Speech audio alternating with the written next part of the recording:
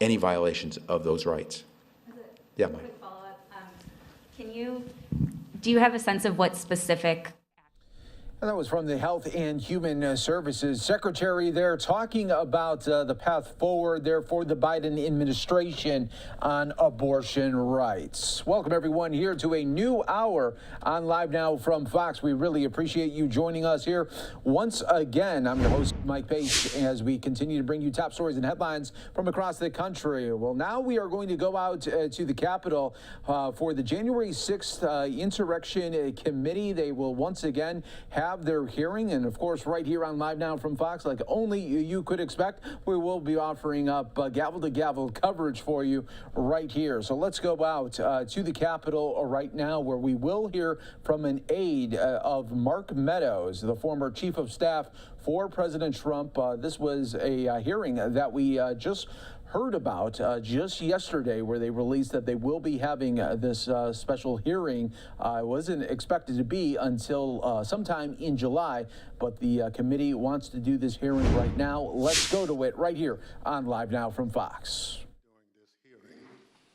Good afternoon. In our hearings over the previous weeks, the Select Committee has laid out the details of a multi-part pressure campaign driven by the former president aimed at overturning the results of the 2020 presidential election and blocking the transfer of power. We've shown that this effort was based on a lie that the election was stolen, tainted by widespread fraud, Donald Trump's big lie. In the weeks ahead, the committee will hold additional hearings about how Donald Trump summoned a mob of his supporters to Washington, spurred them to march on the Capitol, and failed to take meaningful action to quell the violence as it was unfolding on January 6th. However, in recent days, the Select Committee has obtained new information dealing with what was going on in the White House on January 6th and in the days prior. Specific detailed information about what the former president and his top aides were doing and saying in those critical hours. First-hand details of what transpired in the office of the White House Chief of Staff, just steps from the Oval Office as the threats of violence became clear, and indeed, violence ultimately descended on the Capitol in the attack on American democracy. It's important that the American people hear that information immediately. That's why, in consultation with the Vice Chair, I've recalled the committee for today's hearing. As you've seen and heard in our earlier hearings, the Select Committee has developed a massive body of evidence thanks to the many hundreds of witnesses who have voluntarily provided information relevant to our investigation. It hasn't always been easy to get that information because the same people who drove the former president's pressure campaign to overturn the election are now trying to cover up the truth about January 6th. But thanks to the courage of certain individuals, the truth won't be buried. The American people won't be left in the dark. Our witness today, Ms. Cassidy Hutchinson, has embodied that courage. I won't get into a lot of detail about Ms. Hutchinson's testimony will show. I'll allow her words to speak for themselves, and I hope everyone at home will listen very closely. First, I'll recognize our distinguished Vice Chair, Ms. Cheney of Wyoming, for any opening statements she'd care to offer. Thank you very much, Mr. Chairman. In our first 5 hearings, the committee has heard from a significant number of Republicans, including former Trump administration Justice Department officials, Trump campaign officials, several members of President Trump's White House staff, a prominent conservative judge, and several others. Today's witness, Ms. Cassidy Hutchinson, is another Republican and another former member of President Trump's White House staff. Certain of us in the House of Representatives recall that Ms. Hutchinson once worked for House Republican Whip Steve Scalise, but she is also a familiar face on Capitol Hill because she held a prominent role in the White House Legislative Affairs Office and later was the principal aide to President Trump's Chief of Staff, Mark Meadows. Ms. Hutchinson has spent considerable time up here on Capitol Hill representing the Trump administration, and we welcome her back. Up until now, our hearings have each been organized to address specific elements of President Trump's plan to overturn the 2020 election. Today, we are departing somewhat from that model because Ms. Hutchinson's testimony touches on several important and cross-cutting topics that are relevant to each of our future hearings. In her role working for the White House Chief of Staff, Ms. Hutchinson handled a vast number of sensitive issues. She worked in the West Wing, several steps down the hall from the Oval Office. Ms. Hutchinson spoke daily with members of Congress, with high-ranking officials in the administration, with senior White House staff, including Mr. Meadows, with White House counsel, lawyers, and with Mr. Tony Ornato, who served as the White House Deputy Chief of Staff. She also worked on a daily basis with members of the Secret Service who were posted in the White House. In short, Ms. Hutchinson was in a position to know a great deal about the happenings in the Trump White House. Ms. Hutchinson has already sat for 4 videotaped interviews with committee investigators, and we thank her very much for her cooperation and for her courage. We will cover certain, but not all, relevant topics within Ms. Hutchinson's knowledge today. Again, our future hearings will supply greater detail, putting the testimony today in a broader and more complete context. Today, you will hear Ms. Hutchinson relate certain firsthand observations of President Trump's conduct on January 6th. You will also hear new information regarding the actions and statements of Mr. Trump's senior advisors that day, including his Chief of Staff, Mark Meadows, and his White House counsel. And we will begin to examine evidence bearing on what President Trump and members of the White House staff knew about the prospect for violence on January 6th, even before that violence began. To best communicate the information the committee has gathered, we will follow the practice of our recent hearings, playing videotape testimony from Ms. Hutchinson and others, and also posing questions to Ms. Hutchinson live. Mr. Chairman, I yield back.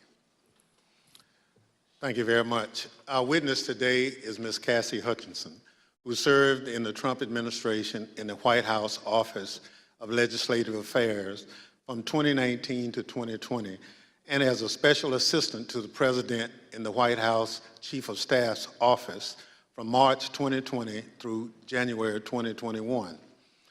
I will now swear in our witness. The witness will please stand and raise her right hand. Do you swear or affirm under penalty of perjury that the testimony you're about to give is the truth, the whole truth, and nothing but the truth, so help you God? Thank you. You may be seated. Let the record reflect the witness answered in the affirmative. I now recognize myself for questions. Ms. Hutchinson, I'd like to start with a few questions about your background. These are some photographs we've obtained highlighting your career.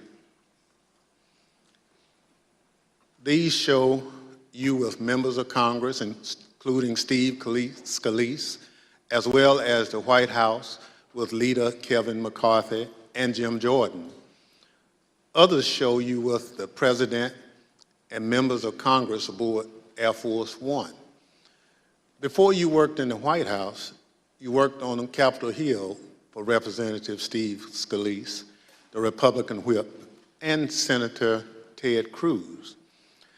And then in 2019, you moved to the White House and served there until the end of the Trump administration in 2020. When you started at the White House, you served in the Office of Legislative Affairs. We understand that you were initially hired as a staff assistant, but were soon promoted to a position of greater responsibility. Can you explain your role for the committee?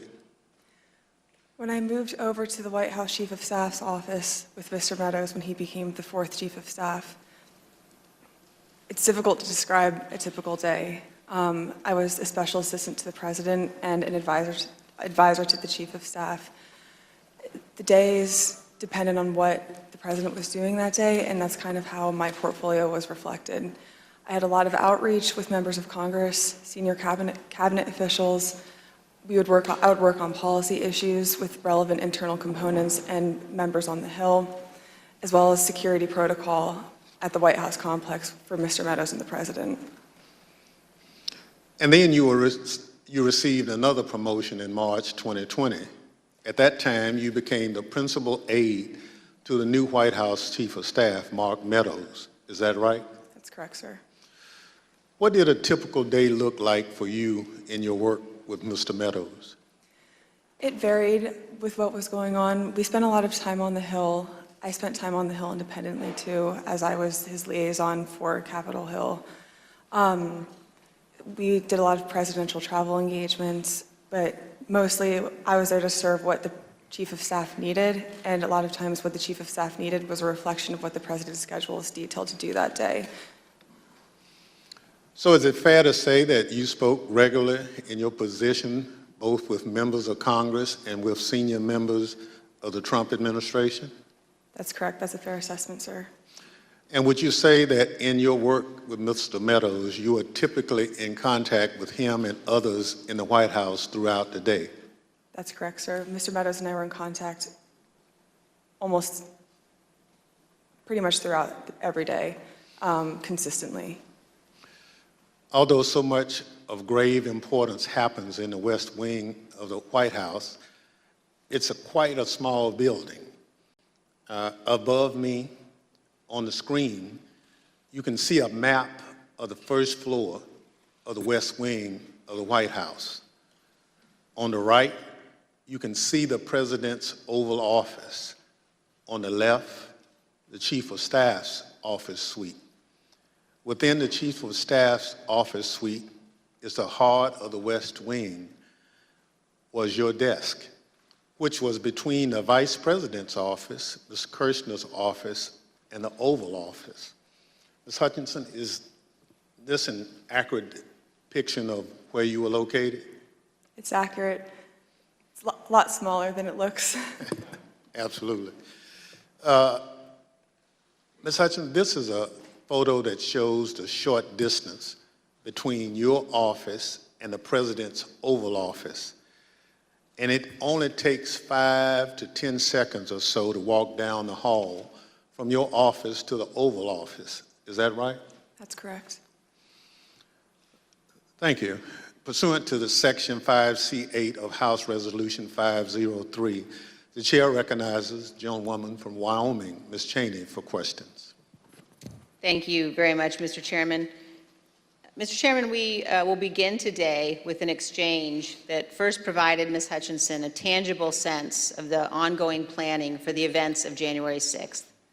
On January 2nd, 4 days before the attack on our Capitol, President Trump's lead lawyer, Mr. Giuliani, was meeting with White House Chief of Staff Mark Meadows and others. Ms. Hutchinson, do you remember Mr. Giuliani meeting with Mr. Meadows on January 2nd, 2021? I do. He met with Mr. Meadows in the evening of January 2nd, 2021. And we understand that you walked Mr. Giuliani out of the White House that night, and he talked to you about January 6th. What do you remember him saying? As Mr. Giuliani and I were walking to his vehicles that evening, he looked at me and said something to the effect of, "Cass, are you excited for the 6th? It's going to be a great day." I remember looking at him and saying, "Rudy, could you explain what's happening on the 6th? He had responded something to the effect of, "We're going to the Capitol. It's going to be great. The president's going to be there. He's going to look powerful. He's going to be with the members. He's going to be with the senators. Talk to the chief about it. Talk to the chief about it. He knows about it." And did you go back then up to the West Wing and tell Mr. Meadows about your conversation with Mr. Giuliani? I did. After Mr. Giuliani had left the campus that evening, I went back up to our office and I found Mr. Meadows in his office on the couch. He was scrolling through his phone. I remember leaning against the doorway and saying, "I just had an interesting conversation with Rudy, Mark. Sounds like we're going to go to the Capitol." He didn't look up from his phone and said something to the effect of, "There's a lot going on, Cass, but I don't know. Things might get real, real bad on January 6th. Ms. Hutchinson, Mr. Meadows is engaged in litigation with the committee to try to avoid testifying here. What was your reaction when he said to you things might get real bad? In the days before January 2nd, I was apprehensive about the 6th. I had heard general plans for a rally. I had heard tentative movements to potentially go to the Capitol. But when hearing Rudy's take on January 6th and then Mark's response, that evening was the first moment that I remember feeling scared and nervous for what could happen on January 6th. And I had a deeper concern for what was happening with the planning aspects of it.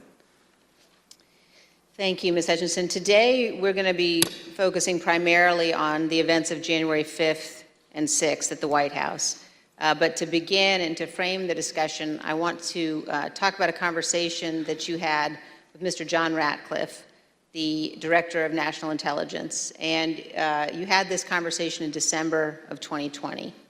Mr. Ratcliffe was nominated by President Trump to oversee U.S. intelligence, our U.S. intelligence community. And before his appointment, Mr. Ratcliffe was a Republican member of Congress. As you will see on this clip, Director Ratcliffe's comments in December of 2020 were prescient. My understanding was Director Ratcliffe didn't want much to do with the post-election period. Director Ratcliffe felt that it wasn't something that the White House should be pursuing. It felt it was dangerous for the president's legacy.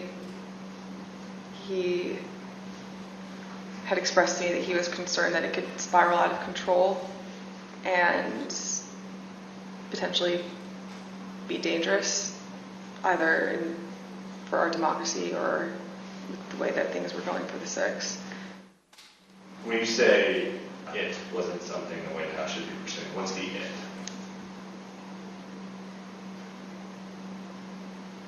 Trying to fight the results of the election, finding missing ballots, pressuring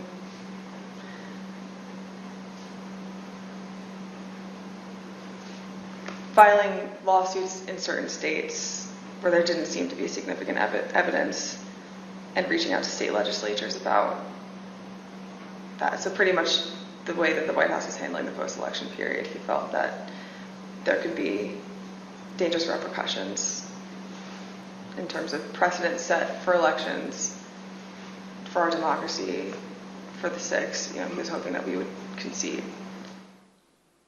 So, Ms. Hutchinson, now we're going to turn to certain information that was available before January 4th and what the Trump administration and the president knew about the potential for violence before January 6th.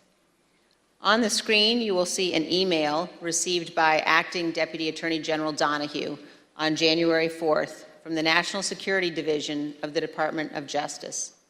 Mr. Donahue testified in our hearings last week. The email identifies apparent planning by those coming to Washington on January 6th to, quote, occupy federal buildings, and discussions of, quote, invading the Capitol building. Here's what Mr. Donahue said to us. And we knew that if you have tens of thousands of very upset people showing up in Washington, D.C., that there was potential for violence. The U.S. Secret Service was looking at similar information and watching the planned demonstrations. In fact, their intelligence division sent several emails to White House personnel, like Deputy Chief of Staff Tony Ornato and the head of the President's Protective Detail, Robert Engel, including certain materials listing events like those on the screen. The White House continued to receive updates about planned demonstrations, including information regarding the Proud Boys organizing and planning to attend events on January 6th. Although Ms. Hutchinson has no detailed knowledge of any planning involving the Proud Boys for January 6th, she did note this. I recall hearing the word Oath Keeper and hearing the word Proud Boys closer to the planning of the January 6th rally when Mr. Giuliani would be around. On January 3rd, the Capitol Police issued a special event assessment. In that document, the Capitol Police noted that the Proud Boys and other groups planned to be in Washington, D.C. on January 6th, and indicated that, quote, unlike previous post-election protests, the targets of the pro-Trump supporters are not necessarily the counter-protesters as they were previously, but rather Congress itself is the target on the 6th.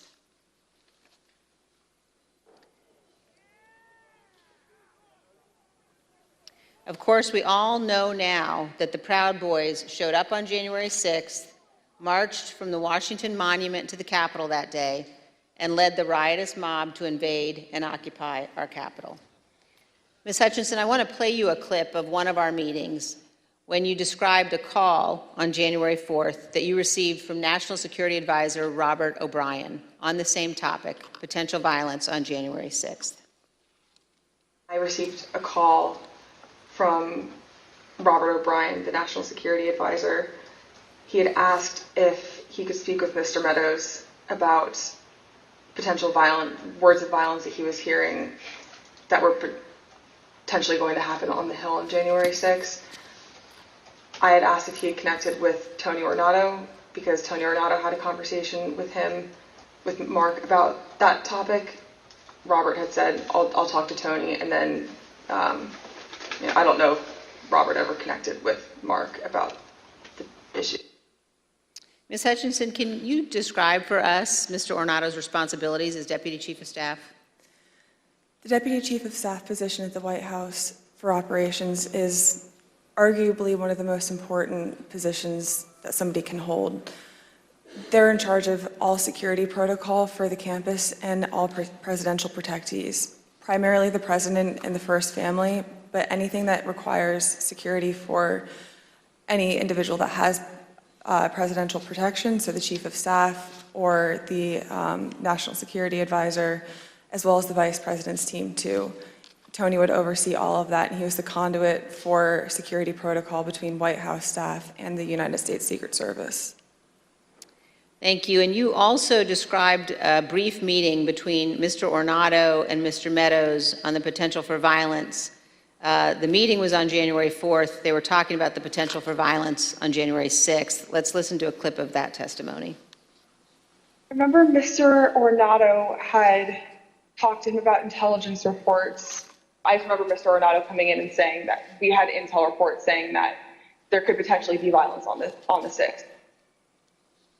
You also told us about reports of violence and weapons that the Secret Service were receiving on the night of January 5th and throughout the day on January 6th. Is that correct? That's correct. There are reports that police in Washington, D.C. had arrested several people with firearms or ammunition following a separate pro-Trump rally in Freedom Plaza on the evening of January 5th. Are those some of the reports that you recall hearing about? They are. Of course, the world now knows that the people who attacked the Capitol on January 6th had many different types of weapons. When a president speaks, the Secret Service typically requires those attending to pass through metal detectors, known as magnetometers, or MAGs for short. The Select Committee has learned that people who willingly entered the enclosed area for President Trump's speech were screened so they could attend the rally at the Ellipse. They had weapons and other items that were confiscated: pepper spray, knives, brass knuckles, tasers, body armor, gas masks, batons, blunt weapons. And those were just from the people who chose to go through the security for the president's event on the Ellipse, not the several thousand members of the crowd who refused to go through the MAGs and watched from the lawn near the Washington Monument. The Select Committee has learned about reports from outside the magnetometers and has obtained police radio transmissions identifying individuals with firearms, including AR-15s, near the Ellipse on the morning of January 6th. Let's listen. There's an individual who's in a tree. He's going to be a white male, about 6 feet tall, tin build, brown cowboy boots. He's got blue jeans, in a blue jean jacket, and underneath the blue jean jacket, the complainants both saw a stock of an AR-15. He's going to be with a group of individuals, about five to eight other individuals. Two of the individuals in that group at the base of the tree near the porta potties were wearing green fatigues, green olive drab style fatigues, about 5'8", 5'9", skinny white males, brown cowboy boots. They had Glock style pistols in their waistband. 8736 with the message that subject weapon on his right hip. After that, he's in the tree. Motor 1, make sure PPD knows they have an elevated threat in the tree south side of Constitution Avenue. Look for the Don't Tread on Me flag, American flag face mask, cowboy boots, weapon on the right side hip. I got 3 men walking down the street in fatigue while carrying AR-15. Copy at 14th and Independence.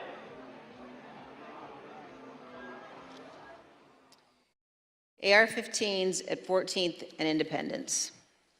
As you saw in those emails, the first report that we showed, we now know was sent in the 8 o'clock hour on January 6th.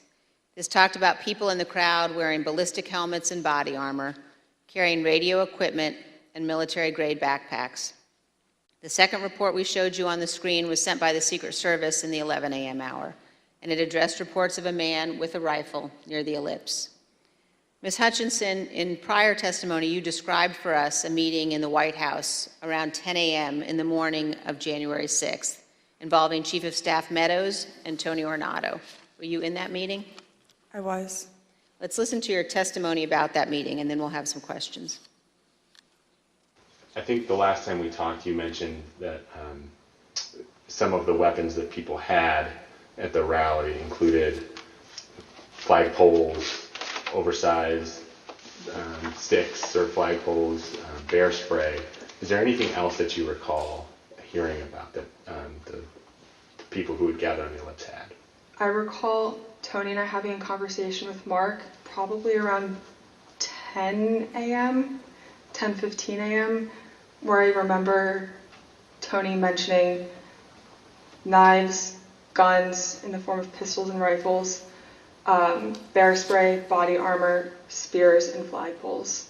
Spears were one item, flagpoles were one item, and then Tony had relayed to me something to the effect of, and these effing people are fastening spears onto the ends of flagpoles. Ms. Hutchinson, here's a clip of your testimony regarding Mr. Meadows' response to learning that the rally attendees were armed that day. What was Mark's reaction, Mr. Meadows' reaction to this list of weapons that people had in the crowd?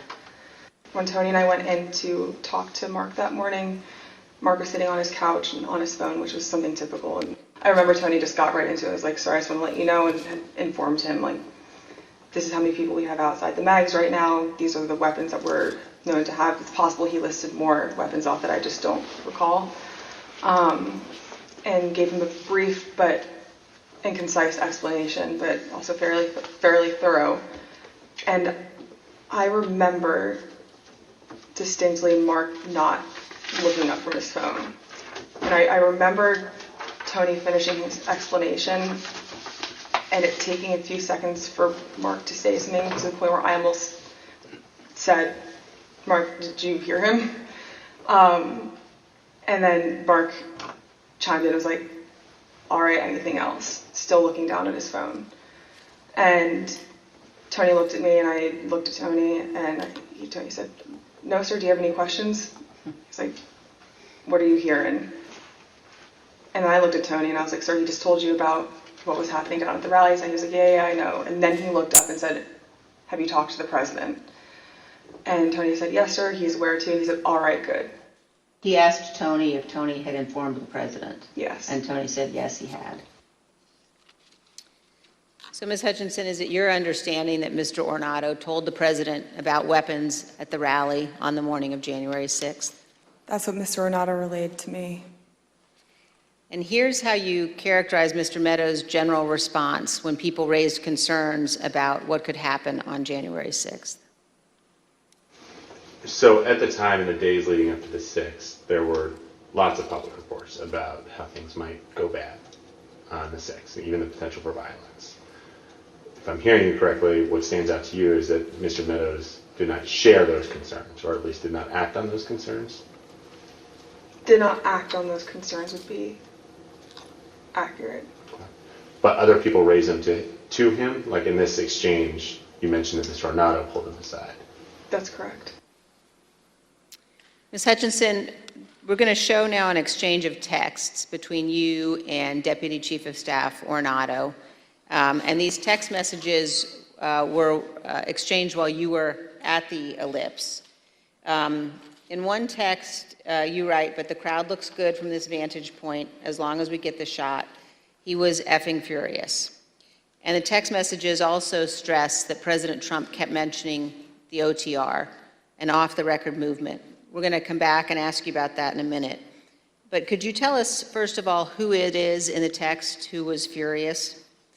The he in that text that I was referring to was the president. And why was he furious, Ms. Hutchinson?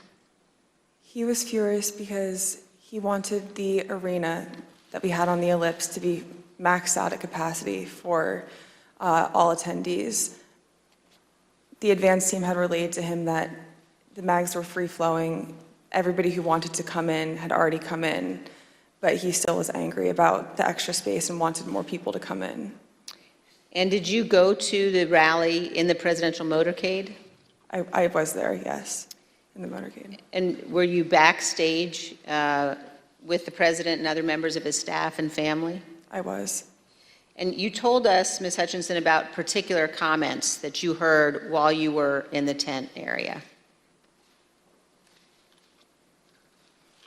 When we were in the offstage announce area tent behind the stage, he was very concerned about the shot, meaning the photograph that we would get, because the rally space wasn't full. One of the reasons, which I've previously stated, was because he wanted it to be full and for people to not feel excluded because they'd come far to watch him at the rally. And he felt the mags were at fault for not letting everybody in. But another leading reason, and likely the primary reason, is because he wanted it full and he was angry that we weren't letting people through the mags with weapons, what the Secret Service deems as weapons and our weapons. But when we were in the offstage announce tent, I was part of a conversation. I was in the vicinity of a conversation where I overheard the president say something to the effect of, I don't effing care that they have weapons. They're not here to hurt me. Take the effing mags away. Let my people in. They can march to the Capitol from here. Let the people in. Take the effing mags away. Just to be clear, Ms. Hutchinson, is it your understanding that the president wanted to take the mags away and said that the armed individuals were not there to hurt him? That's a fair assessment. The issue wasn't with the amount of space available in the official rally area only, but instead that people did not want to have to go through the mags. Let's listen to a portion of what you told us about that.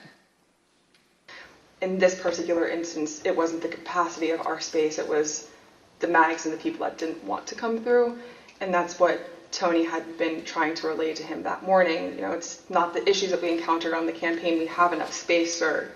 They don't want to come in right now. They have weapons that they don't want confiscated by the Secret Service, and they're fine on the mall. They can see you on the mall, and they want to march straight to the Capitol from the mall. The president apparently wanted all attendees inside the official rally space and repeatedly said, quote, "They're not here to hurt me." And just to be clear, so he was told again in that conversation, or was he told again in that conversation that people couldn't come through the mags because they had weapons? Correct. And that people, and his response was to say they can march to the Capitol from the ellipse. Something to the effect of, take the effing mags away. They're not here to hurt me. Let them in. Let my people in. They can march to the Capitol after the rally's over. They can march from the ellipse. Take the effing mags away. Then they can march to the Capitol. Ms. Hutchinson, what we saw when those clips were playing were photos provided by the National Archives showing the president in the offstage tent before his speech on the ellipse. You were in some of those photos as well.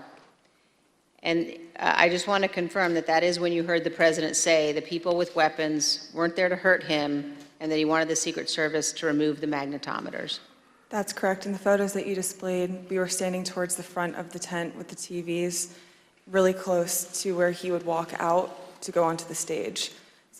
These conversations happened 2 to 3 minutes before he took the stage that morning. Let's reflect on that for a moment. President Trump was aware that a number of the individuals in the crowd had weapons and were wearing body armor. And here's what President Trump instructed the crowd to do. We're going to walk down, and I'll be there with you. We're going to walk down. We're going to walk down. Anyone you want, but I think right here, we're going to walk down to the Capitol. And the crowd, as we know, did proceed to the Capitol. It soon became apparent to the Secret Service, including the Secret Service teams in the crowd, along with White House staff, that security at the Capitol would not be sufficient.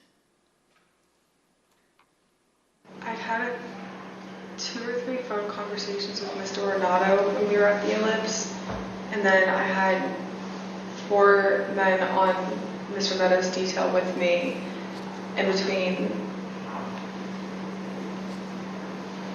those individuals and then a few other bodies on the ground, just the Secret Service doing advance. They were getting notifications through their radios, and Mr. Ornato in one phone conversation had called me and said, make sure the chief knows that they're getting close to the Capitol. It's, they're having trouble stacking bodies. And Ms. Hutchinson, when you said they were having trouble stacking bodies, did you mean that law enforcement at the Capitol needed more people to defend the Capitol from the rioters? It was becoming clear to us and to the Secret Service that Capitol Police officers were getting overrun at the security barricades outside of the Capitol building, and they were short people to defend the building against the rioters. And you mentioned that Mr. Ornato was conveying this to you because he wanted you to tell Mr. Meadows. So did you tell Mr. Meadows that people were getting closer to the Capitol and that Capitol Police was having difficulty? After I had the conversation with Mr. Meadows, after I had the conversation with Mr. Ornato, I went to have the discussion with Mr. Meadows. He was in a secure vehicle at the time making a call. So when I had gone over to the car, I went to open the door to let him know, and he had immediately shut it. I don't know who he was speaking with. It wasn't something that he regularly did, especially when I would go over to give him information. So I was a bit taken aback, but I didn't think much of it, and thinking that I would be able to have the conversation with him a few moments later. And were you able to have that conversation a few moments later? Probably about 20 to 25 minutes later. There was another period in between where he shut the door again, and then when he finally got out of the vehicle, we had the conversation. But at that point, there was a backlog of information that he should have been made aware of. And so you opened the door to the control car, and Mr. Meadows pulled it shut? That's correct. And he did that 2 times? That's correct. And when you finally were able to give Mr. Meadows the information about the violence at the Capitol, what was his reaction?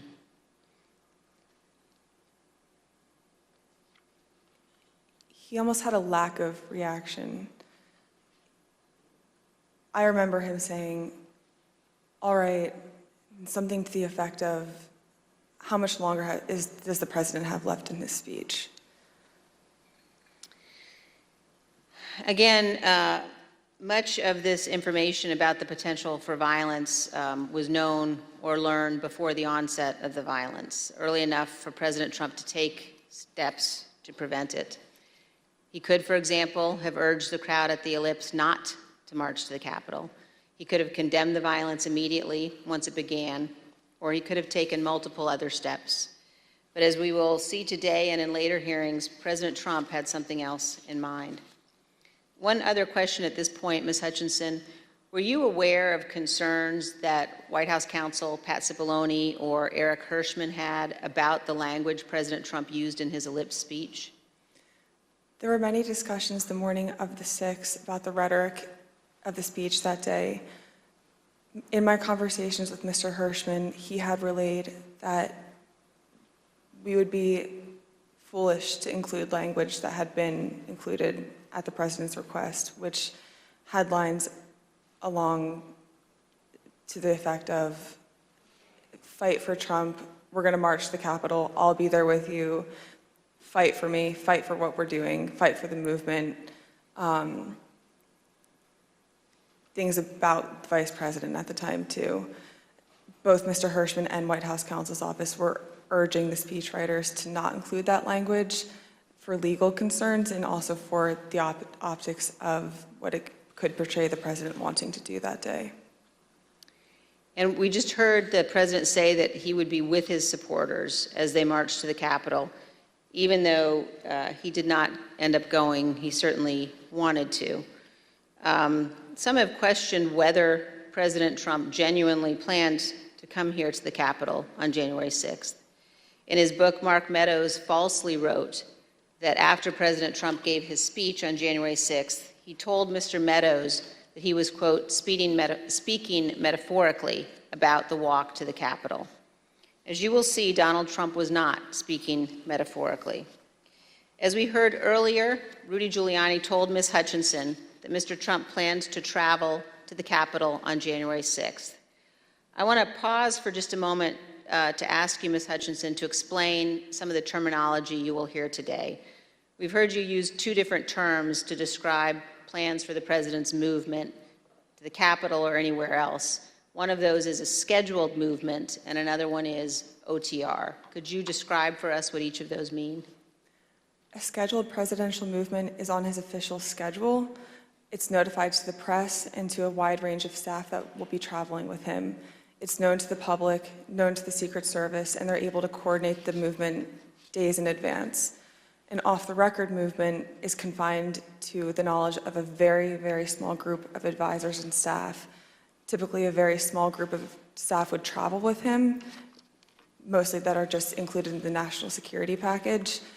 You can pull an off-the-record movement together in less than an hour.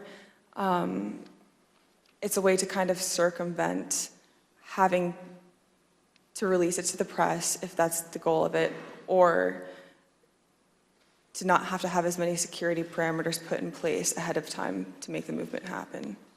Thank you. And let's turn back now to the president's plans to travel to the Capitol on January 6th.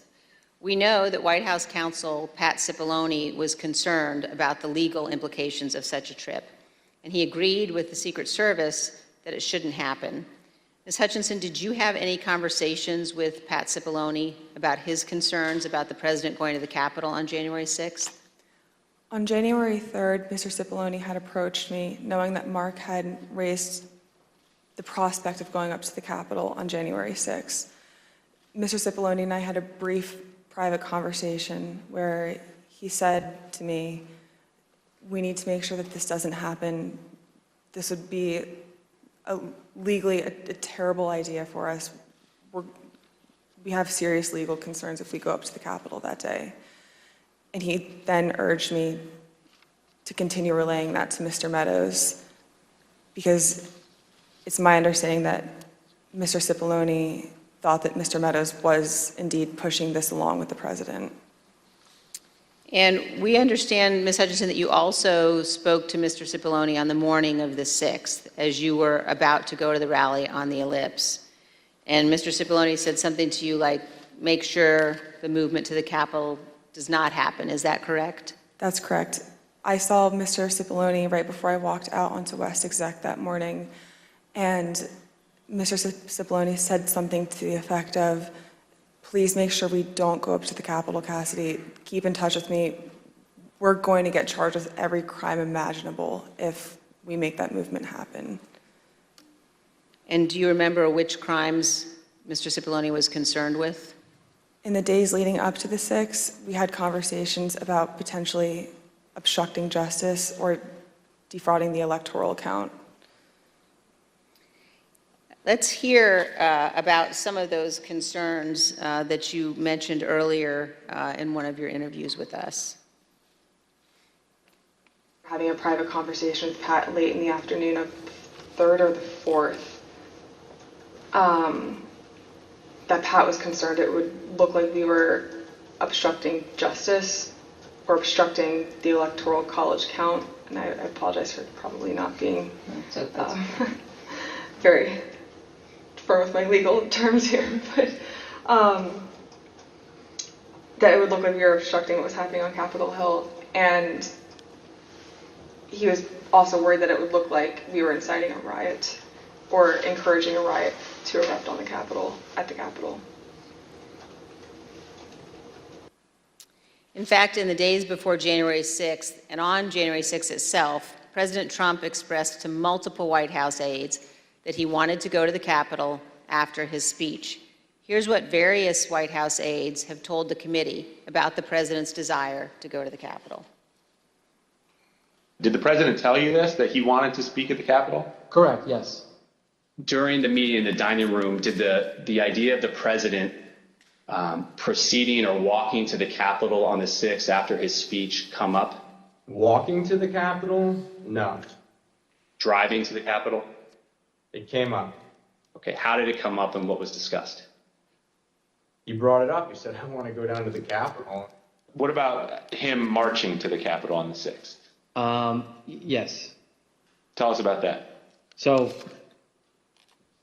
it's kind of a general thing. I mean, to get into the specifics of it, I was aware of a desire of the president to potentially march to the or accompany the rally attendees to the Capitol. When did you first hear about this idea of the president accompanying rally attendees to the Capitol on the 6th? Well, this was at the 6th. This was during the after he finished his remarks. When the president said that he would be going to the Capitol during his speech on the ellipse, the Secret Service scrambled to find a way for him to go. We know this from witnesses and the Secret Service, also from messages among staff on the President's National Security Council.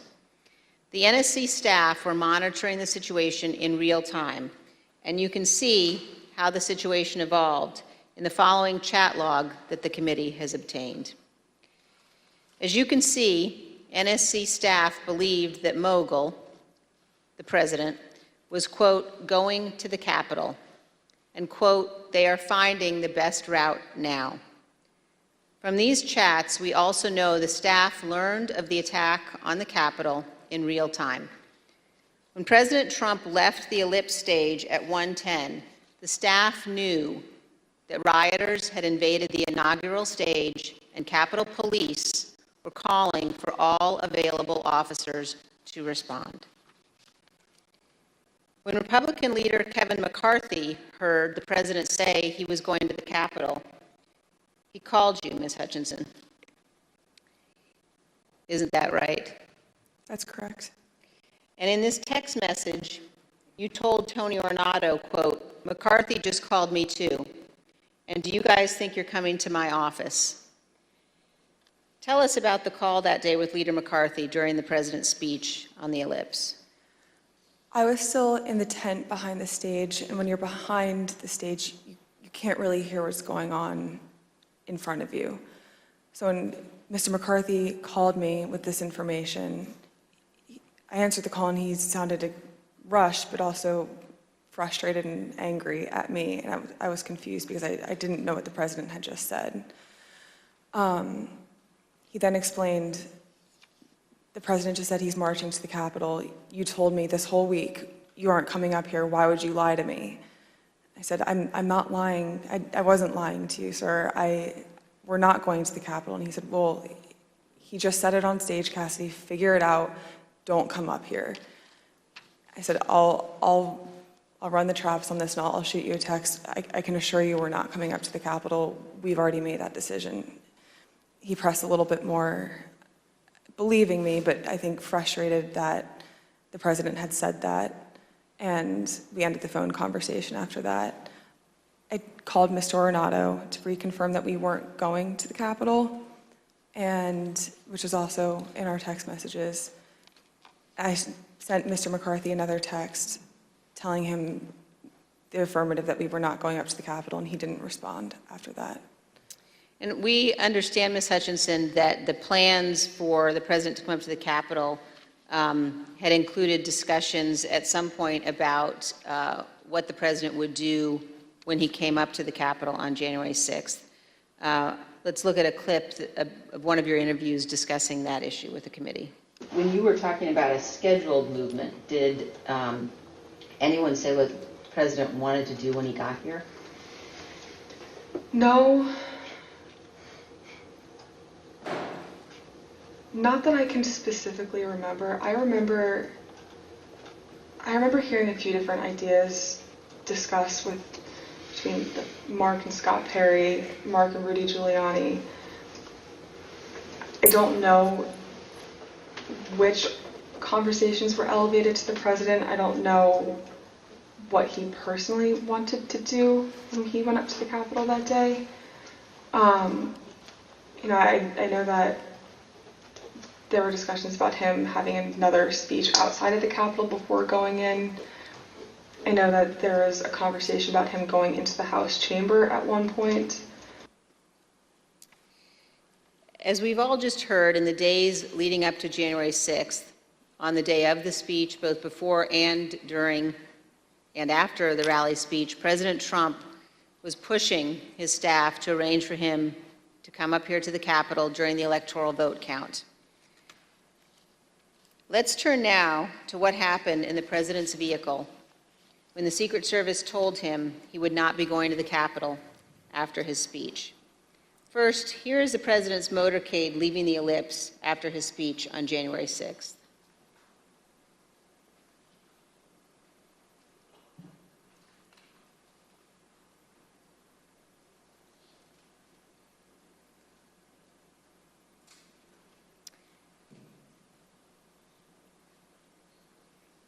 Ms. Hutchinson, when you returned to the White House in the motorcade after the president's speech, where did you go? When I returned to the White House, I walked upstairs towards the Chief of Staff's office, and I noticed Mr. Ornato lingering outside of the office. Once we had made eye contact, he quickly waved me to go into his office, which was just across the hall from mine. When I went in, he shut the door, and I noticed Bobby Engel, who is the head of Mr. Trump's security detail, sitting in a chair, just looking somewhat discombobulated and a little lost. I looked at Tony, and he had said, "Did you effing hear what happened in the Beast?" I said, "No, Tony, I just got back. What happened?" Tony proceeded to tell me that when the president got in the Beast, he was under the impression from Mr. Meadows that the off-the-record movement to the Capitol was still possible and likely to happen, but that Bobby had more information.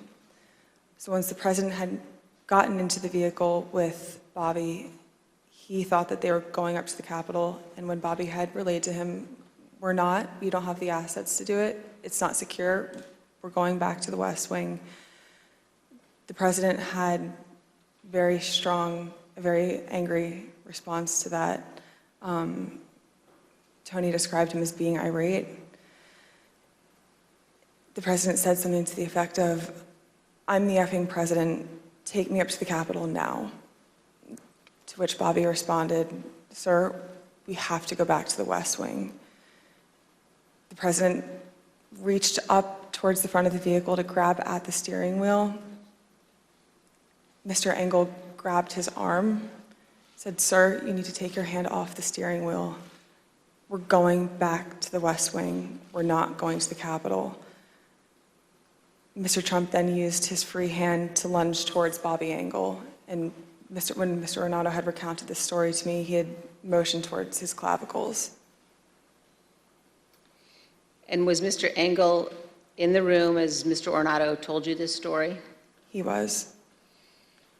Did Mr. Engel correct or disagree with any part of the story from Mr. Ornato? Mr. Engel did not correct or disagree with any part of the story. Did Mr. Engel or Mr. Ornato ever after that tell you that what Mr. Ornato had just said was untrue? Neither Mr. Ornato nor Mr. Engel told me ever that it was untrue. And despite this altercation, this physical altercation, during the ride back to the White House, President Trump still demanded to go to the Capitol. Here's what Kayleigh McEnany, the White House press secretary at the time, wrote in her personal notes and told the committee about President Trump's desire to go to the Capitol after returning to the White House. When you wrote POTUS wanted to walk to the Capitol, was that based solely on what the president said during his speech or anything that he or anybody else said afterwards? So to the best of my recollection, I believe when we got back to the White House, he said he wanted to physically walk with the marchers, and according to my notes, he then said he'd be fine with just riding the beast. But to the best of my recollection, he wanted to be a part of the march in some fashion. Okay, and just for the record, the beast refers to the presidential limousine? Yes. President Trump did not go to the Capitol that day. We understand that he blamed Mark Meadows for that. So prior to leaving the rally site, when he got off the stage and everybody was making the movement back to the motorcade, I had overheard Mr. Meadows say to him then, as I had prior to Mr. Trump taking the stage that morning, that he was still working on getting an off-the-record movement to the Capitol. So when Mr. Trump took the stage, he was under the impression via Mr. Meadows that it was still possible. So when he got off the stage, I had relayed to Mr. Meadows that I had another conversation with Tony. The movement was still not possible. Mr. Meadows said, okay. And then as they proceeded to go to the motorcade, and Mr. Meadows had reiterated, we're going to work on it, sir. Talk to Bobby. Bobby has more information. Mark got into his vehicle, to my understanding. Trump got into the Beast. And after we had all arrived back at the White House, later in the day, it had been relayed to me via Mark that the president wasn't happy that Bobby didn't pull it off for him and that Mark didn't work hard enough to get the movement on the books. The physical altercation that Ms. Hutchinson described in the presidential vehicle was not the first time that the president had become very angry about issues relating to the election. On December 1, 2020, Attorney General Barr said in an interview that the Department of Justice had not found evidence of widespread election fraud sufficient to change the outcome of the election. Ms. Hutchinson, how did the president react to hearing that news? Around the time that I understand the AP article went live, I remember hearing noise coming from down the hallway, so I poked my head out of the office, and I saw the valet walking towards our office. He had said, get the chief down to the dining room, the president wants him. So Mark went down to the dining room and came back to the office a few minutes later. After Mark had returned, I left the office and went down to the dining room, and I noticed that the door was propped open and the valet was inside the dining room changing the tablecloth off of the dining room table. He motioned for me to come in and then pointed towards the front of the room near the fireplace mantle and the TV, where I first noticed there was ketchup dripping down the wall and there's a shattered porcelain plate on the floor.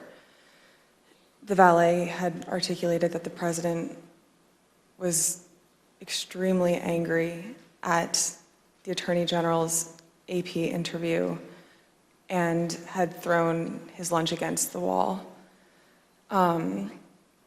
which was causing them to have to clean up. So I grabbed a towel and started wiping the ketchup off of the wall to help the valet out.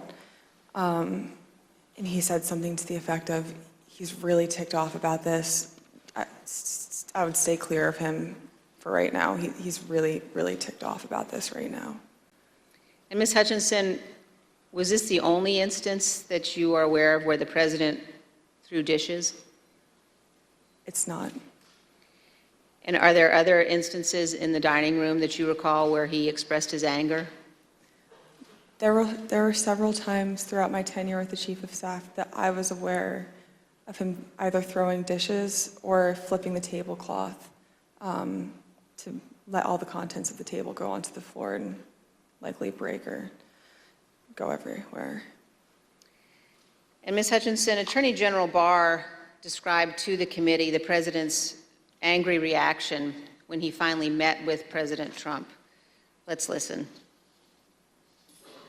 And I said, look, I know that you're dissatisfied with me, and I'm glad to offer my resignation. And he pounded the table very hard. Everyone sort of jumped, and he said, accept it. Mr. Chairman, I reserve. Gentlewoman reserves. The chair requests those in the hearing room to remain seated until the Capitol Police have escorted our witness from the room. Pursuant to the order of the committee of today, the chair declares the committee in recess for a period of approximately 10 minutes. You're watching live now from Fox, everybody. As you heard it right there, they are taking that quick 10-minute break, and the witness testimony is the former aide to Chief of Staff Mark Meadows, Cassidy Hutchinson, and this is really a lot to get to here. A lot of highlights already as we're learning really the timeline leading up to January 6th, and then of course the day of, and really the moments before and after President Trump's speech to his supporters there at the Eclipse there. So let's take a quick 2-minute break here on Live Now from Fox, and I want to replay some of the biggest moments, including when the former President Trump said in terms that, quote, I'm the effing president, let my people in. So we'll have all of that coming for you right here on Live Now from Fox.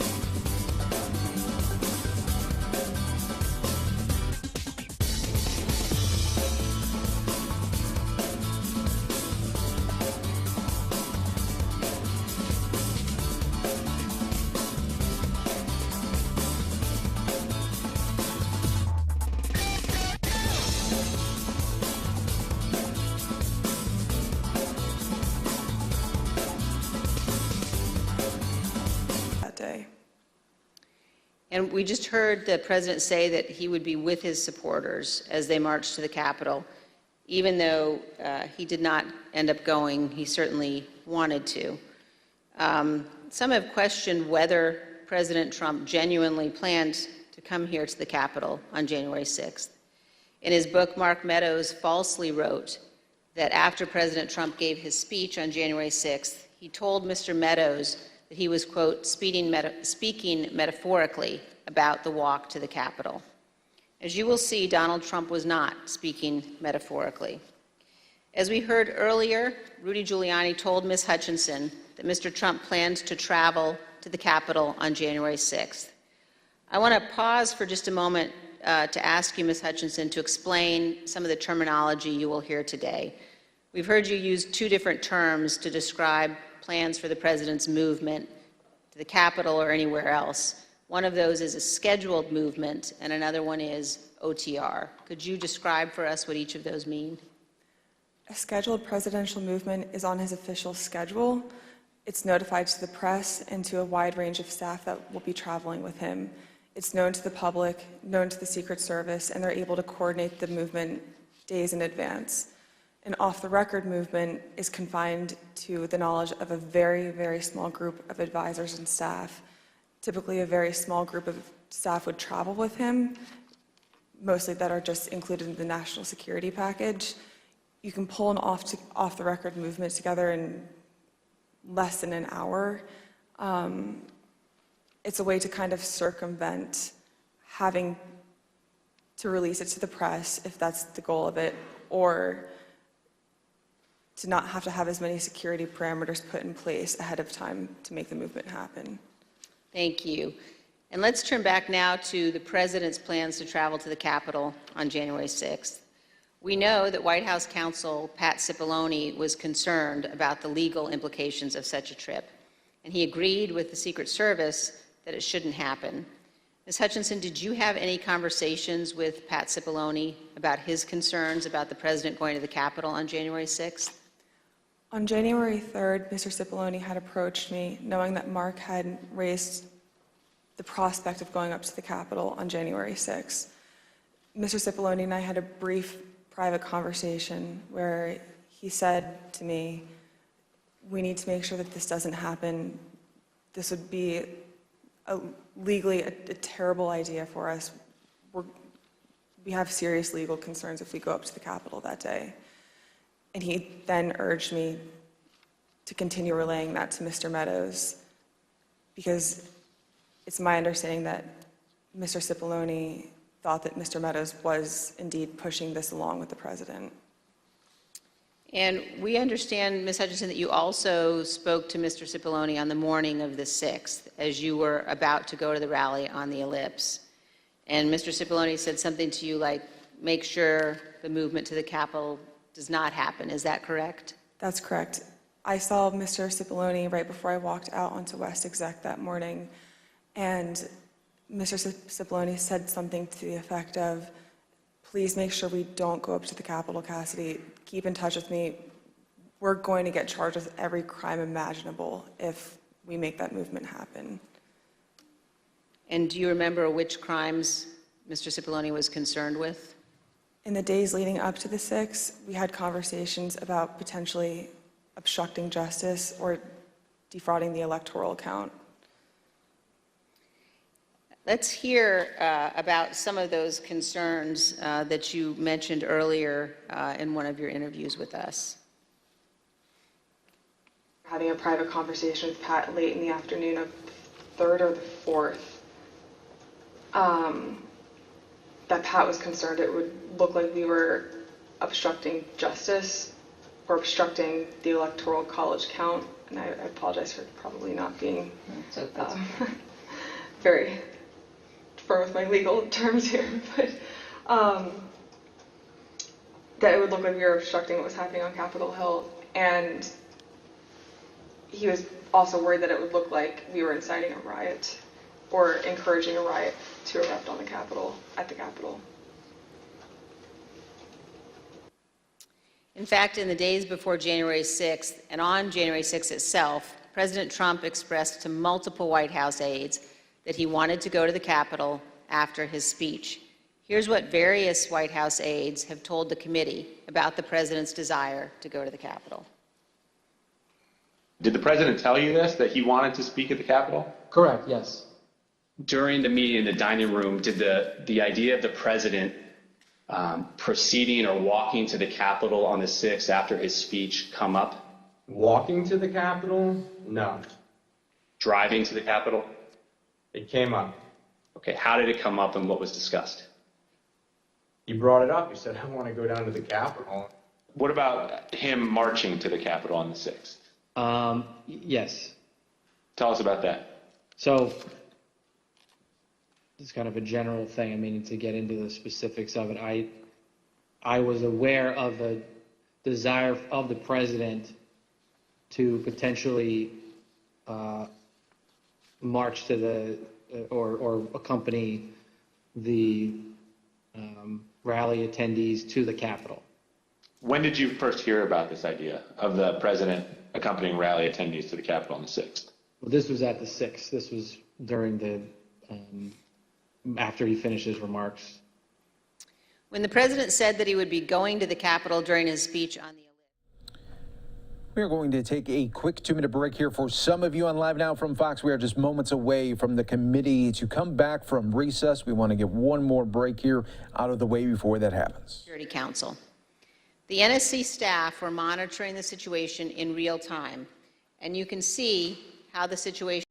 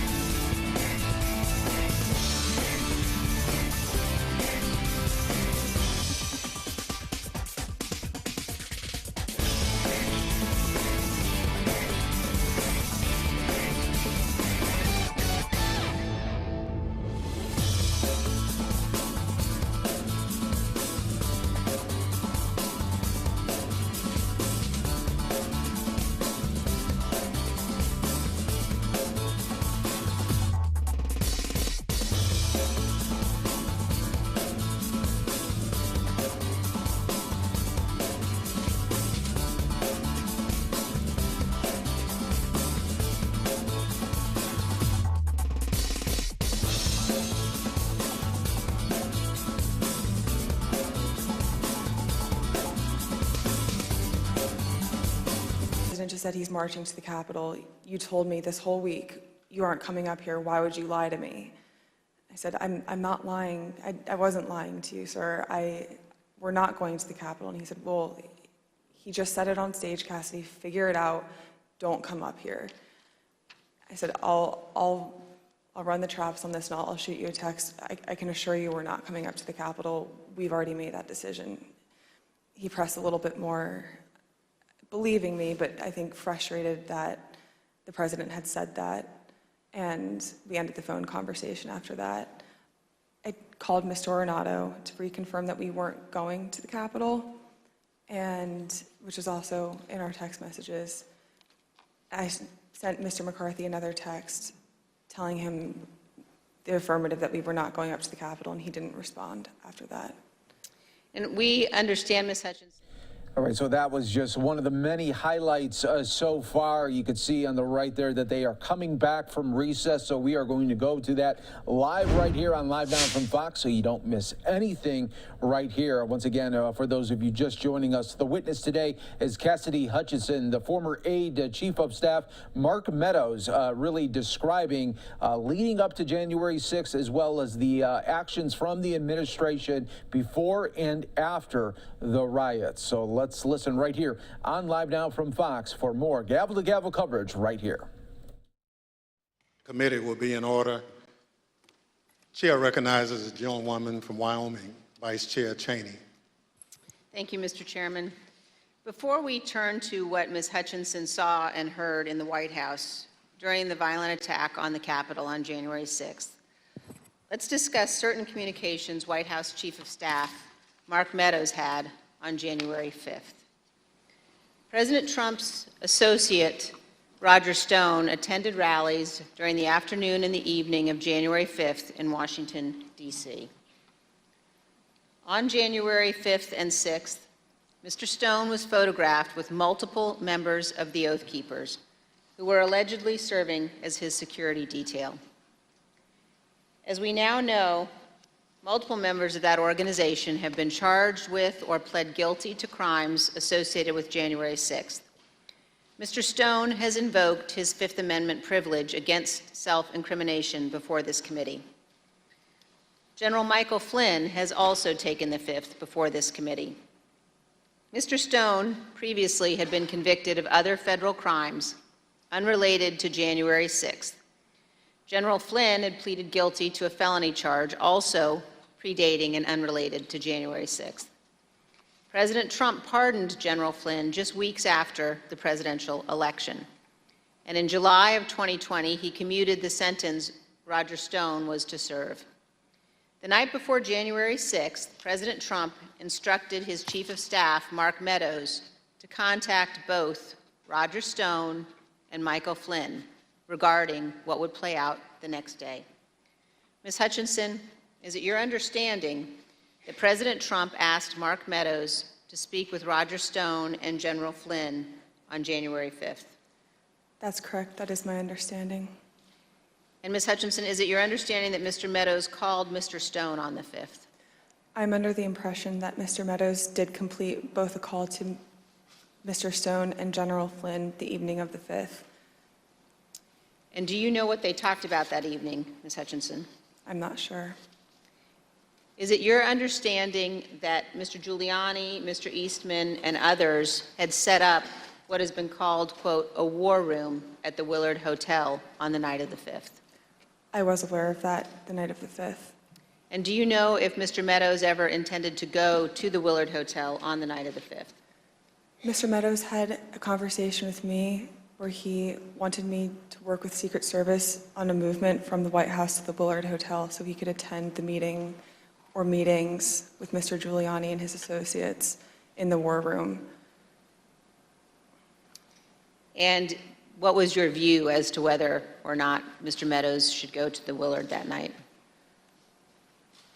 I had made it clear to Mr. Meadows that I didn't believe it was a smart idea for him to go to the Willard Hotel that night. I wasn't sure everything that was going on at the Willard Hotel, although I knew enough about what Mr. Giuliani and his associates were pushing during this period.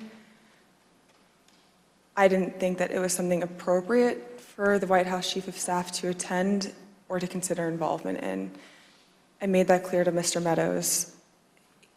Throughout the afternoon, he mentioned a few more times going up to the Willard Hotel that evening, and then eventually dropped the subject the night of the 5th and said that he would dial in instead. So General Flynn has appeared before this committee, and when he appeared before our committee, he took the 5th. Let's briefly view a clip of General Mike Flynn taking the Fifth Amendment. General Flynn, do you believe the violence on January 6th was justified? Do we have? Yes.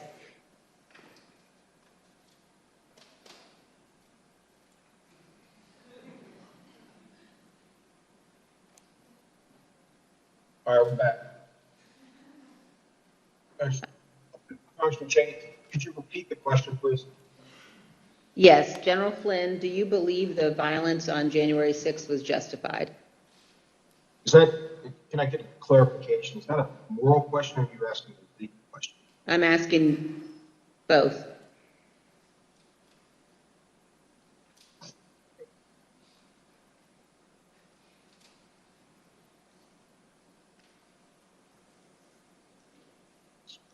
I said the Fifth.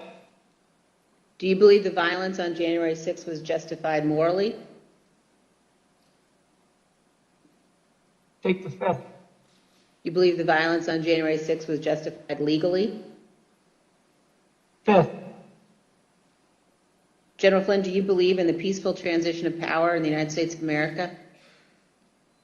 The fifth. Let's move on now to January 6th and the conduct of Donald Trump and Mark Meadows during the attack on the Capitol.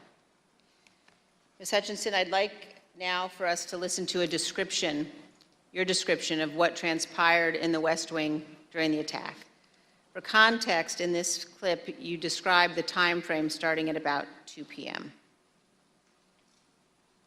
So I remember Mark being alone in his office for quite some time, and I know we've spoken about Ben Williamson going in at one point, and I don't personally remember Ben going in. I don't doubt that he had gone in, but I remember him being alone in his office for most of the afternoon, around 2 o'clock to 2:05.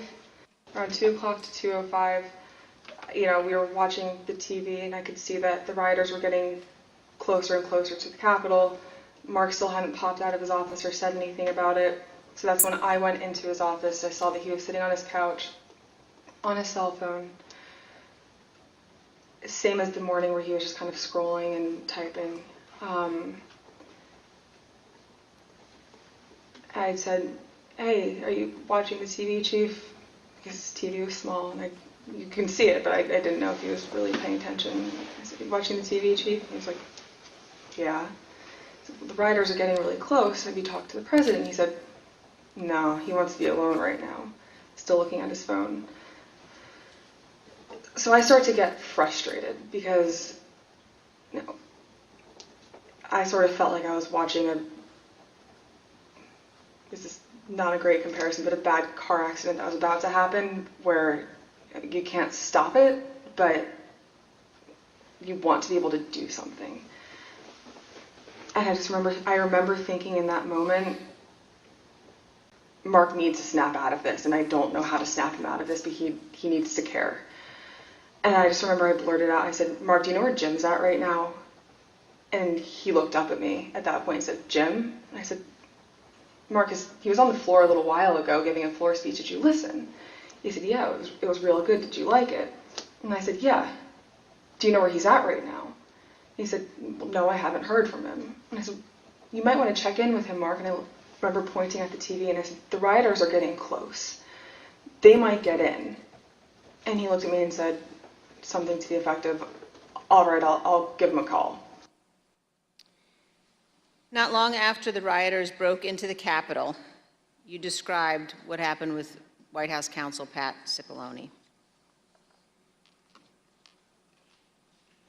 No more than a minute and a half later, I see Pat Cipollone barreling down the hallway towards our office and rushed right in, looked at me, said, "Is Mark in his office?" And I said, "Yes." He just looked at me and started shaking his head and went over, opened Mark's office door, stood there with the door propped open, and said something to Mark is still sitting on his phone. I remember glancing and he's still sitting on his phone. And I remember Pat saying to him something to the effect of, "The rioters have gotten to the Capitol, Mark. We need to go down and see the president now." And Mark looked up at him and said, "He doesn't want to do anything, Pat." And Pat said something to the effect of, and very clearly had said this to Mark, something to the effect of, "Mark, something needs to be done or people are going to die and the blood's going to be on your effing hands. This is getting out of control. I'm going down there." And at that point, Mark stood up from his couch, both of his phones in his hand. He had his glasses on still. He walked out with Pat. He put both of his phones on my desk and said, "Let me know if Jim calls." And they walked out and went down to the dining room. A few minutes later, Representative Jordan called back. A couple minutes later, so likely around between 2:15 and 2:25. I know the tweet went out at 2:24. I don't remember if I was there when the tweet went out or if it happened right afterwards, but Jim had called. I answered the phone, said, 1 second, he knew it was, I guess he knew it was me. I introduced myself, but I don't remember if he called my cell phone or if he had called one of Mark's. But I answered the phone and said, 1 sec, Mark's on the hall, I'm going to go hand the phone to him. He said, okay. So I went down, I asked the valet if Mark was in the dining room.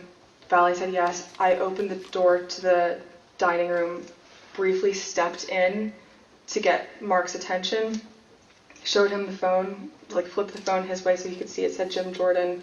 He had stepped to where I was standing there holding the door open, took the phone talking to Jim with the door still propped open. So I took a few steps back. So I probably was 2 feet from Mark. He was standing in the doorway going to the Oval Office dining room.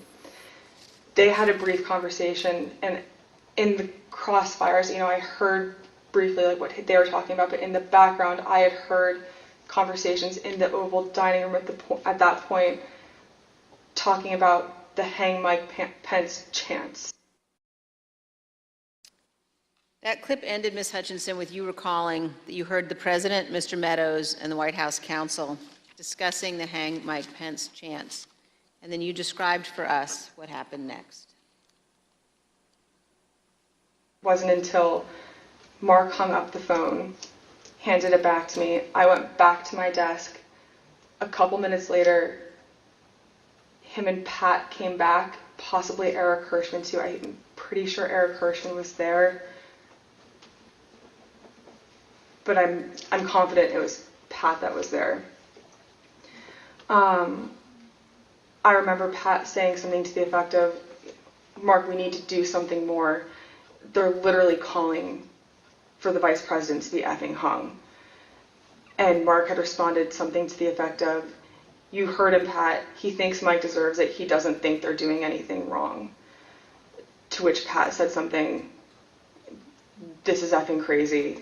We need to be doing something more. Briefly stepped into Mark's office. And when Mark had said something, said something to the effect of, he doesn't think they're doing anything wrong, knowing what I had heard briefly in the dining room, coupled with Pat discussing the hang Mike Pence chants in the lobby of our office, and then Mark's response, I understood there to be the rioters in the Capitol that were chanting for the vice president to be hung. Let me pause here on this point. As rioters chanted hang Mike Pence, the President of the United States, Donald Trump, said that, quote, Mike deserves it, and that those rioters were not doing anything wrong. This is a sentiment that he has expressed at other times as well. In an interview with ABC News correspondent Jonathan Karl, President Trump was asked about the supporters chanting hang Mike Pence last year. Instead of condemning them, the former president defended them. Because it's common sense, John. It's common sense that you're supposed to protect. How can you, if you know a vote is fraudulent, right? Yeah. How can you pass on a fraudulent vote to Congress? President Trump's view that the rioters were not doing anything wrong and that, quote, Mike deserved it, helps us to understand why the president did not ask the rioters to leave the Capitol for multiple hours. In fact, he put this tweet out at 2:24 p.m. Ms. Hutchinson, do you recall seeing this tweet in which the president said the vice president did not have the courage to do what needed to be done? I do. And Ms. Hutchinson, what was your reaction when you saw this tweet? As a staffer that worked to always represent the administration to the best of my ability and to showcase the good things that he had done for the country, I remember feeling frustrated, disappointed, and really, it felt personal. I was really sad. As an American, I was disgusted. It was unpatriotic. It was un-American. We were watching the Capitol building get defaced over a lie. And it was something that was really hard in that moment to digest, knowing what I'd been hearing down the hall in the conversations that were happening, seeing that tweet come up and knowing what was happening on the Hill. And it's something that I still struggle to work through the emotions of that. Ms. Hutchinson, we have also spoken to multiple other White House staff about their reaction to Donald Trump's 224 tweet, condemning Mike Pence for not having the courage to refuse to count electoral votes, an act that would have been illegal. Matthew Pottinger, a former Marine intelligence officer who served in the White House for 4 years, including as Deputy National Security Advisor, was in the vicinity of the Oval Office at various points throughout the day. When he saw that tweet, he immediately decided to resign his position. Let's watch him describe his reaction to the president's tweet. One of my staff brought me a printout of a tweet by the president. And the tweet said something to the effect that Mike Pence, the vice president, didn't have the courage to do what should have been done. I read that tweet and made a decision at that moment to resign. That's where I knew that I was leaving that day, once I read that tweet. Ultimately, members of the White House staff, Sarah Matthews, cabinet members Secretary Chao and Secretary DeVos resigned as well. Here is Secretary DeVos's resignation letter.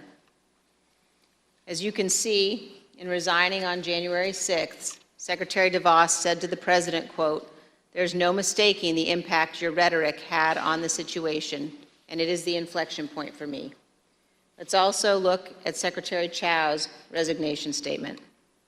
When Secretary Chao resigned, she spoke of the January 6th attack, and she said, quote, "As I am sure is the case with many of you, this has deeply troubled me in a way I simply cannot set aside." Ms. Hutchinson, in our prior interviews, we've asked you about what the president's advisors were urging him to do during the attack. You've described roughly 3 different camps of thought inside the White House that day. Can you tell us about those? There was a group of individuals that were strongly urging him to take immediate and swift action. I would classify the White House counsel's office, Mr. Hirschman, Ms. Ivanka Trump in that category of really working to get him to take action and pleading with him to take action. There was a more neutral group where advisors were trying to toe the line, knowing that Mr. Trump didn't necessarily want to take immediate action and condemn the riots, but knowing something needed to be done. And then there was the last group, which was deflect and blame. Let's blame Antifa. These aren't our people. It's my understanding that Mr. Meadows was in the deflect and blame category, but he did end up taking a more neutral route, knowing that there were several advisors in the president's circle urging him to take more action, which I think was reflected in the rhetoric released later that day in the videos. You told us that the White House counsel's office was in the camp encouraging the president to tell the rioters to stop the attack and to leave the Capitol. Let's listen. White House counsel's office wanted there to be a strong statement out to condemn the rioters. I'm confident in that. Now let's look at just one example of what some senior advisors to the president were urging. Ms. Hutchinson, could you look at the exhibit that we're showing on the screen now? Have you seen this note before? That's a note that I wrote at the direction of the Chief of Staff on January 6th, likely around 3 o'clock. And it's written on a Chief of Staff note card, but that's your handwriting, Ms. Hutchinson? That's my handwriting. And why did you write this note? The Chief of Staff was in a meeting with Eric Hirschman and potentially Mr. Philbin, and they had rushed out of the office fairly quickly. Mark had handed me the note card with one of his pens and started dictating a statement for the president to potentially put out. And, no, I'm sorry, go ahead. That's okay. There were two phrases on there, one illegal and then one without proper authority. The illegal phrase was the one that Mr. Meadows had dictated to me. Mr. Hirschman had chimed in and said, also put without legal authority. There should have been a slash between the two phrases. It was an or if the president had opted to put one of those statements out. Evidently he didn't. Later that afternoon, Mark came back from the Oval Dining Room and put the palm card on my desk with illegally crossed out, but said we didn't need to take further action on that statement. So, to your knowledge, this statement was never issued? It was, to my knowledge, it was never issued. And Ms. Hutchinson, did you understand that Ivanka Trump wanted her father to send people home? That's my understanding, yes. Let's play a clip of you addressing that issue. I remember her saying at various points, you know, she wanted her dad to send them home. She wanted her dad to tell them to go home peacefully, and she wanted to include language that he necessarily wasn't on board with at the time. You will hear more about this at our later hearings, but we have evidence of many others imploring Donald Trump and Mark Meadows to take action. Here is some of that evidence, text messages sent to Mark Meadows during the attack. This is a text message at 2:32 from Laura Ingram. Hey, Mark, the president needs to tell people in the Capitol to go home. In the next message, this is hurting all of us. And then he's destroying his legacy and playing into every stereotype. We lose all credibility against the BLM Antifa crowd if things go south. The president's son, Don Jr., also urgently contacted Mark Meadows. At 2:53, he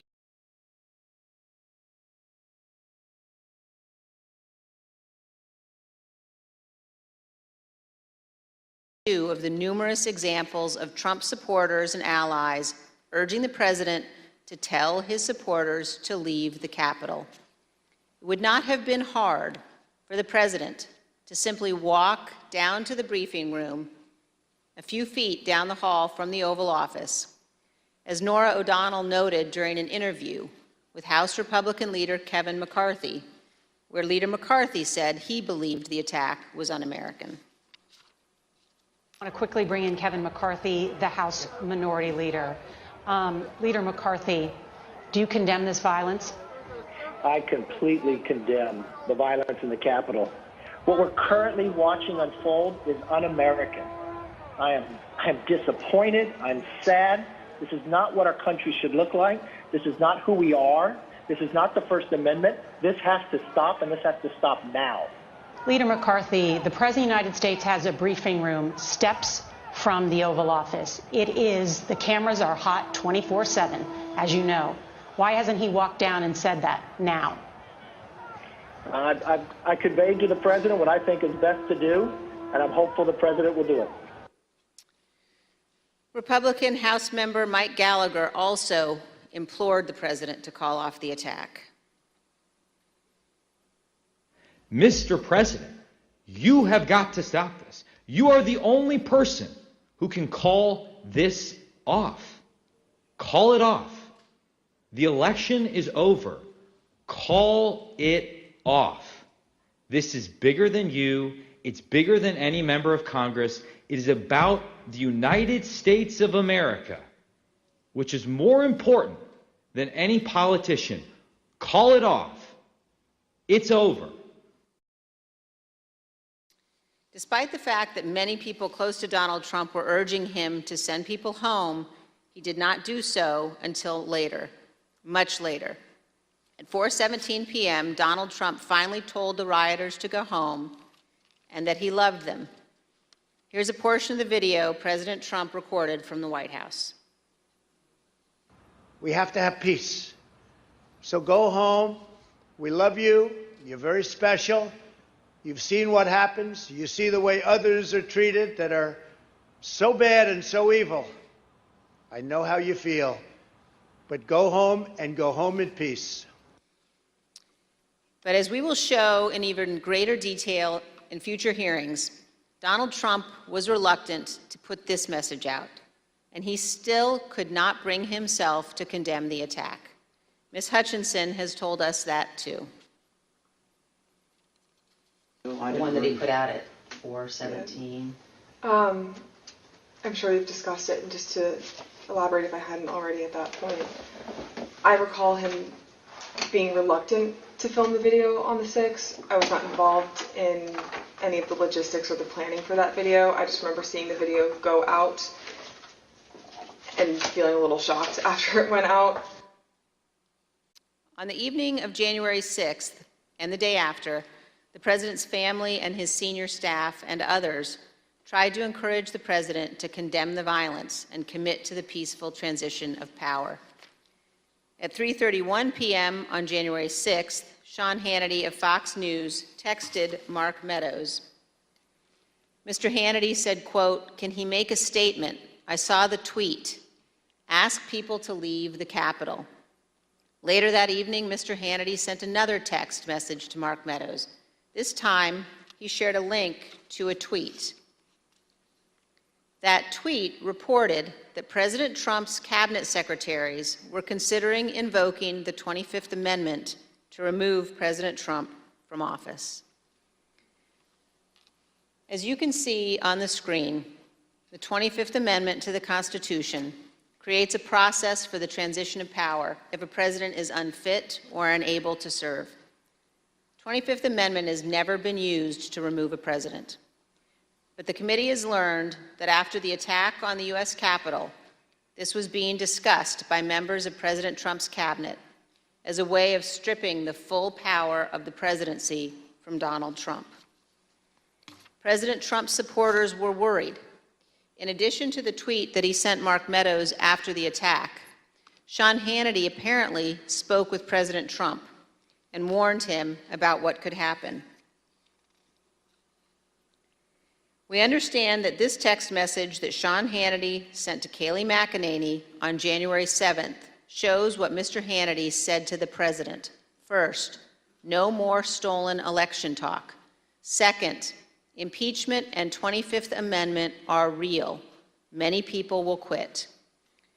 Ms. Hutchinson, you told us that you were hearing about discussions related to the 25th Amendment. Here's part of what you said.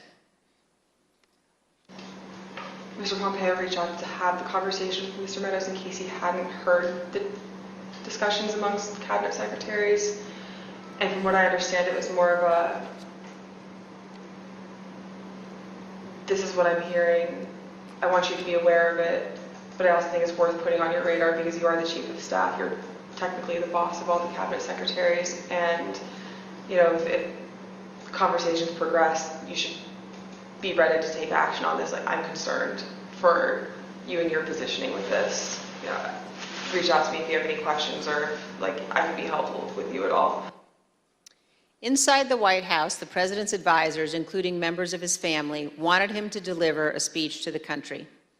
Deputy White House counsel Pat Philbin prepared the first draft of what would be the president's remarks on national healing, delivered via pre-taped video on January 7th. When he arrived at the White House on the 7th, Mr. Philbin believed that more needed to be said, so he sat down and started writing. He shared the draft with Pat Cipollone, who also believed the president needed to say more. Mr. Cipollone agreed with the content, as did Eric Hirschman, who reviewed the draft. The committee has learned that the president did not agree with the substance as drafted and resisted giving a speech at all. Ms. Hutchinson, do you recall discussions about the president's speech on January 7th? I do. Let's listen, Ms. Hutchinson, to what you told us about that and about the process of crafting those remarks. I learned from a conversation with Mark and overhearing between him and White House counsel and Eric Hirschman as well that Trump didn't necessarily think he needed to do anything more on the 7th than what he had already done on the 6th. When he was convinced to put out a video on the 7th, I understand that he had a lot of opinions about what the context of that announcement were to entail. I had original drafts of the speech where there were several lines that didn't make it in there about prosecuting the rioters or calling them violent. He didn't want that in there. He wanted to put in there that he wanted to potentially pardon them. And this is just with the increased emphasis of his mindset at the time, which was he didn't think that they did anything wrong. The people who did something wrong that day, or the person who did something wrong that day, was Mike Pence by not standing with him. But the president's advisors urged him to give the speech. Who convinced him to do the video on the 7th? I'm not sure who convinced him or if it was a group of people that convinced him. Who was in the group that you're aware of? That I'm aware of.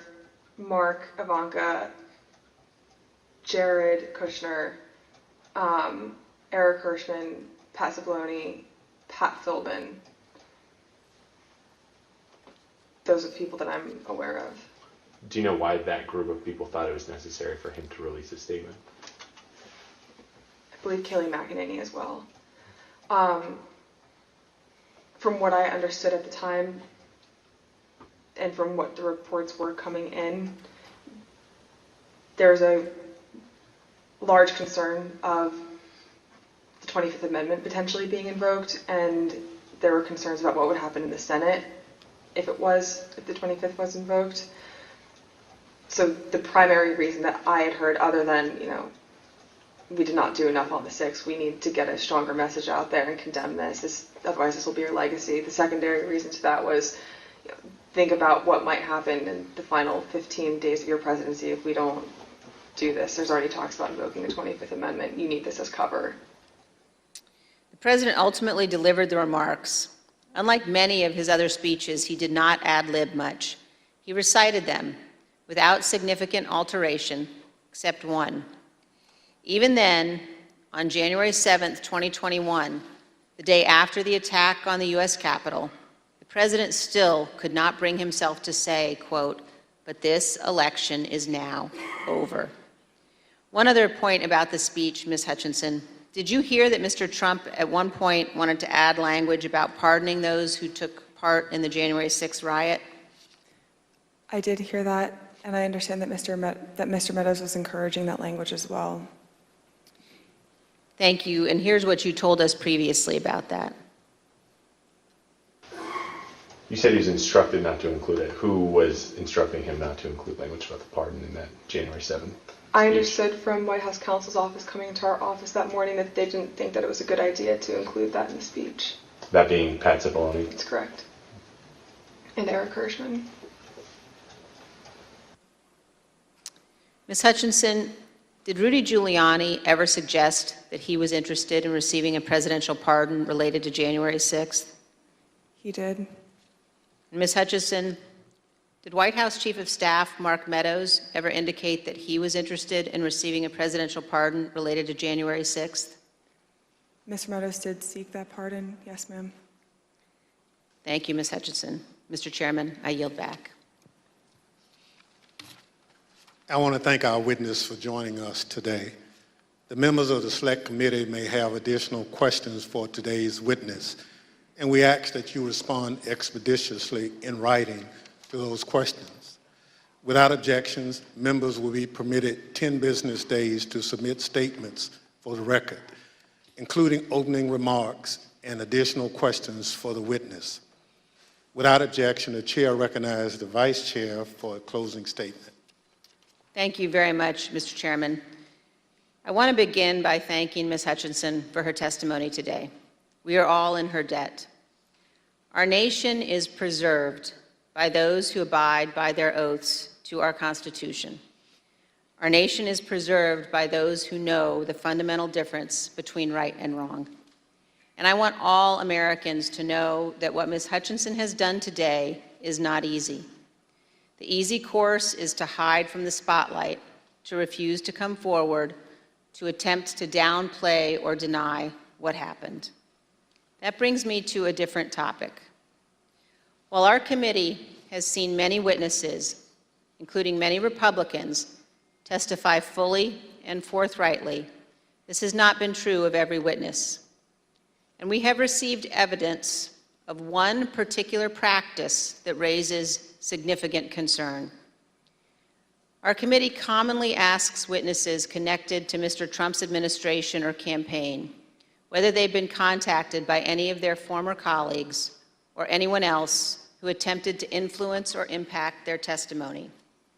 Without identifying any of the individuals involved, let me show you a couple of samples of answers we received to this question.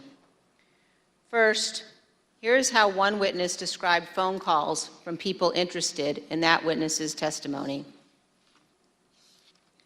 Quote, "What they said to me is as long as I continue to be a team player, they know I'm on the right team. I'm doing the right thing. I'm protecting who I need to protect. You know I'll continue to stay in good graces in Trump world.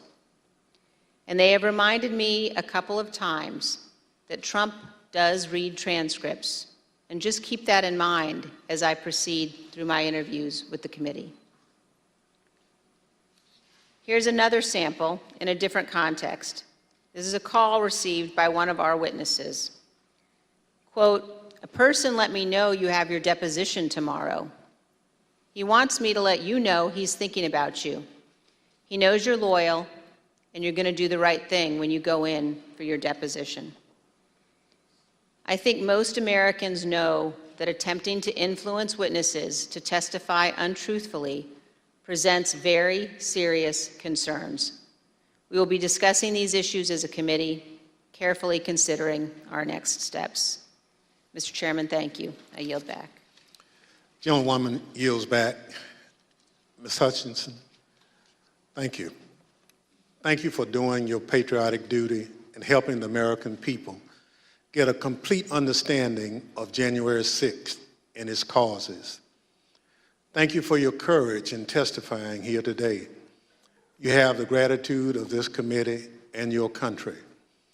I know it wasn't easy to sit here today and answer these questions, but after hearing your testimony in all its candor and detail, I want to speak directly to the handful of witnesses who have been outliers in our investigation, the small number who have defied us outright, those whose memories have failed them again and again on the most important details, and to those who fear Donald Trump and his enablers.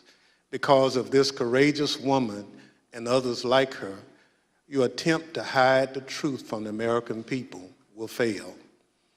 And to that group of witnesses, if you've heard this testimony today and suddenly you remember things you couldn't previously recall, or there are some details you'd like to clarify, or you discovered some courage you had hidden away somewhere, our doors remain open. The Select Committee will reconvene in the weeks ahead as we continue to lay out our findings to the American people. The chair requests those in the hearing room to remain seated until the Capitol Police have escorted the witness and members from the room. Without objection, the committee stands adjourned.